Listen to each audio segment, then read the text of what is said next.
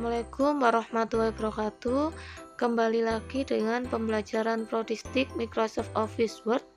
Setelah minggu lalu kita belajar membuat surat undangan resmi yang memanfaatkan margin, page layout, dan sebagainya. Sekarang materi selanjutnya yakni tentang pembuatan daftar isi secara otomatis. Nah, bagaimana langkah awalnya? Karena kebanyakan sekarang masih membuat daftar isi secara manual alias ngetik judul satu-satu, ya kan?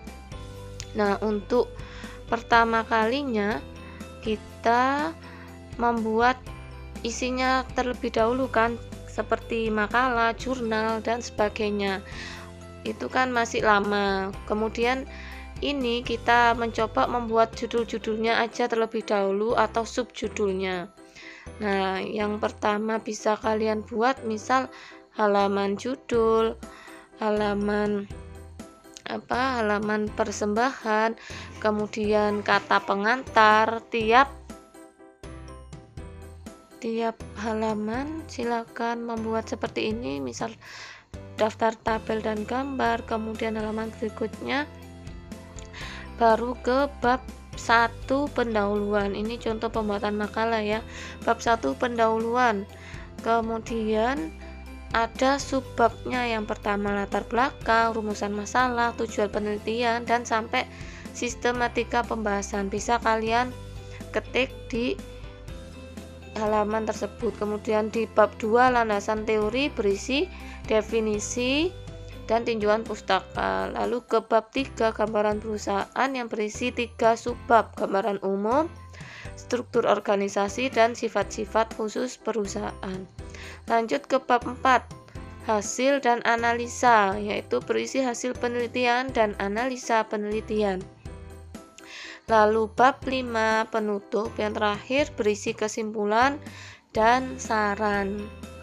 Jadi kita hanya membuat judul dan subbabnya aja tanpa membuat isinya. Nanti kalau memang kalian membuat makalah yang asli, bisa kalian coba membuat daftar isi secara otomatis seperti ini. Nah, setelah seperti ini kita lanjut ke langkah berikutnya, yaitu ke daftar isi yang paling pertama. Nah, setelah di halaman daftar isi, judul ini silakan diblok ya. Daftar isi ini, tulisan daftar isi ini silakan diblok, dan kita akan memanfaatkan heading yang atas. Menu heading atas itu gunanya untuk pemberian halaman secara otomatis. Maksudnya daftar isi. Nah, daftar isi silakan diklik heading 1, klik kanan, update, agar dia mengupdate heading 1. Kemudian halaman judul juga klik heading 1. Cukup pertama kali aja ya yang klik kanan kemudian update. Lalu untuk selanjutnya tinggal kalian klik-klik aja. Di blok kemudian klik heading 1. Di blok lagi kemudian klik heading 1 seperti itu ya. Karena untuk judul maka memakai heading 1. Nah, untuk yang bab 1 pendahuluan sampai pendahuluan ya yang diblok, kemudian tetap memilih heading 1. Nah, bagaimana untuk subbabnya? Subbabnya silakan diblok dulu yang A, latar belakang masalah ini.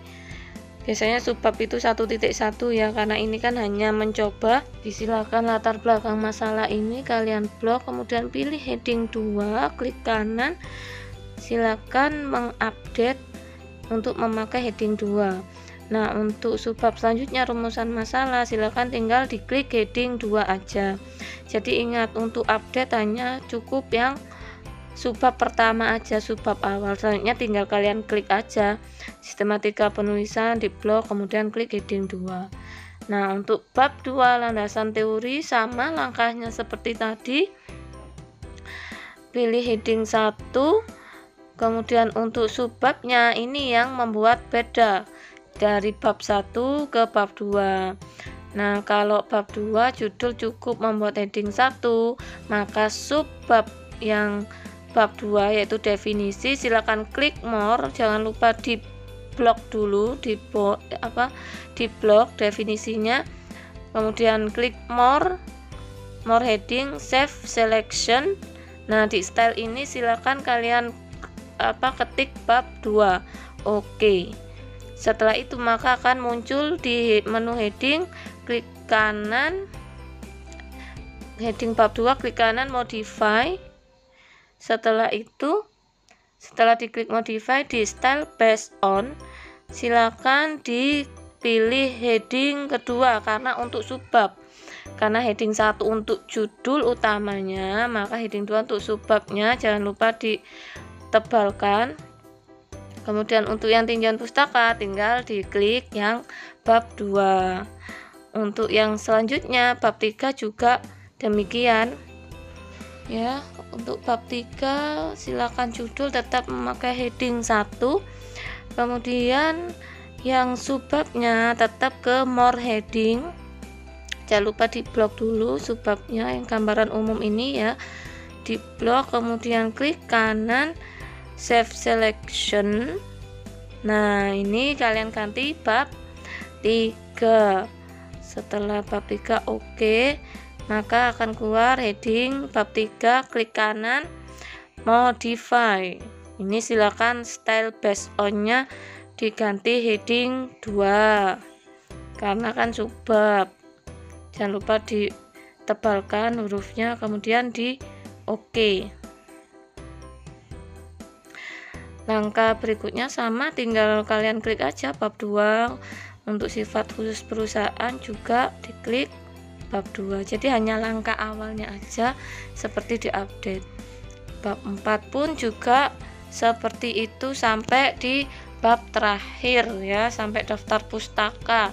Berarti daftar pustaka nanti kalian pilih yang heading 1 karena hanya judul isinya. Selesai sampai daftar pustaka tadi, kembali ke halaman awal, halaman daftar isi ini. Nah, bagaimana untuk menampilkan daftar isi yang otomatis itu? Kita klik reference, pilih table of content. Nah, setelah tampil seperti ini, kalian pilih table 1, table 1, diklik, kemudian hasilnya seperti ini, maka akan otomatis tertulis seperti ini secara otomatis ya.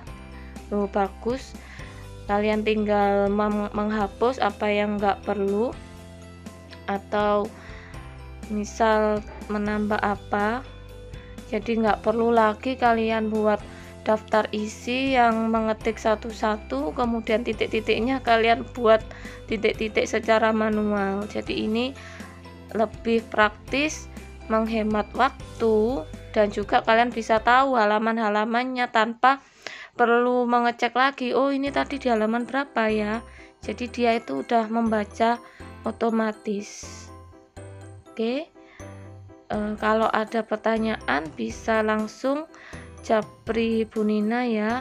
Demikian penjelasan dari saya akhiri dulu. Wassalamualaikum.